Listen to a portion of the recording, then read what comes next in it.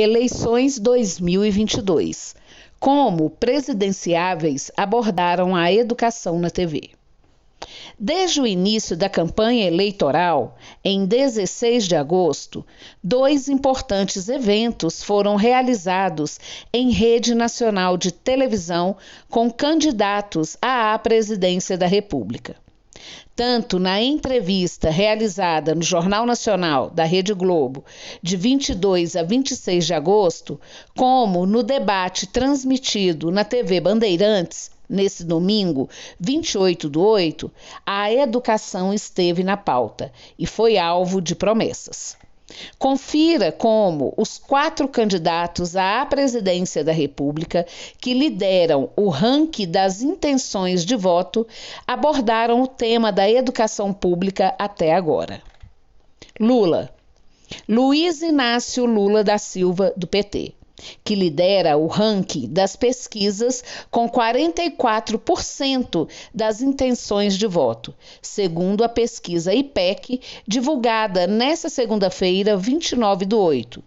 Disse que não existe nenhuma experiência de país que ficou rico sem investir na educação e que a educação foi abandonada neste país. Durante a entrevista no Jornal Nacional, ele afirmou que tem orgulho de, na história do Brasil, ser o presidente que mais fez universidades, que mais fez escola técnica, o que é confirmado pelas agências de checagem.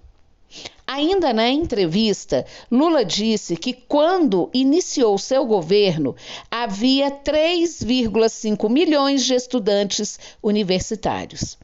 No final do mandato, segundo ele, o número foi para 8 milhões de estudantes universitários.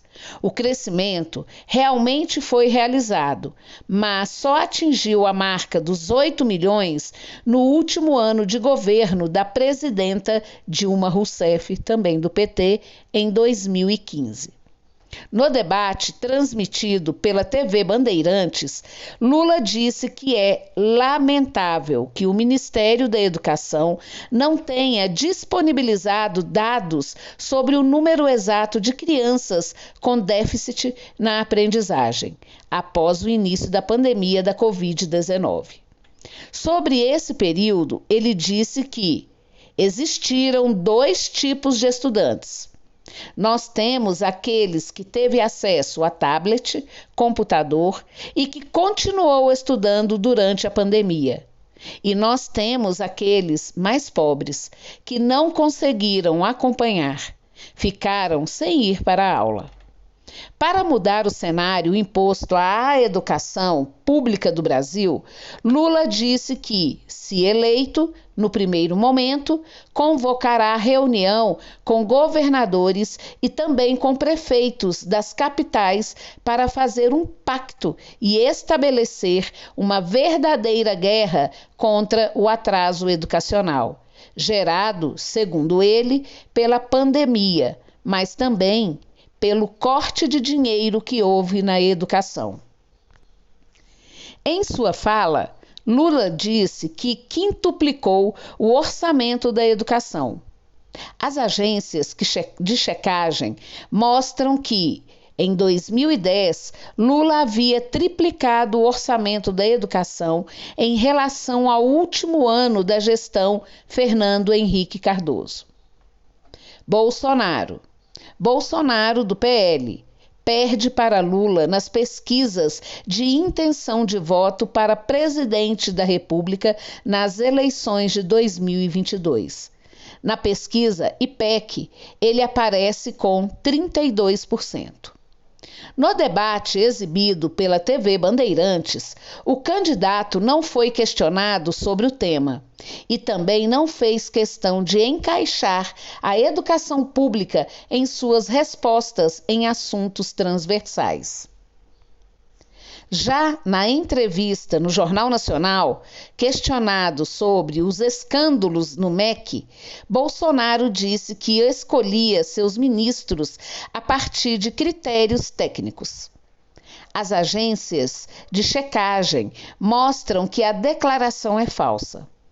Além de membros da sua gestão terem sido escolhidos por critérios políticos, nem todos eram formados ou tinham experiência na área de atuação da pasta que comandaram.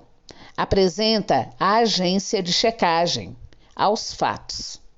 Como, por exemplo, a agência traz o caso de Eduardo Pazuello, que comandou o Ministério da Saúde entre maio de 2020 e março de 2021.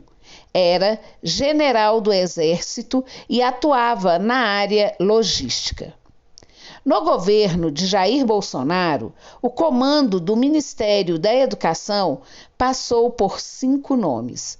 O primeiro-ministro, Ricardo Vélez Rodrigues, caiu após ser flagrado pedindo que escolas filmassem, sem autorização prévia, professores, alunos e funcionários cantando o hino nacional, e que fosse lida uma carta de sua autoria, finalizada com o slogan de campanha de Bolsonaro.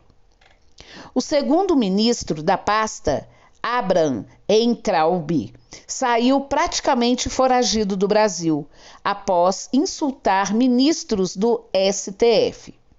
O terceiro ministro da Educação, Carlos Alberto Decotelli, teve passagem relâmpago pela pasta, pois inventou título de doutor em seu currículo Lattes.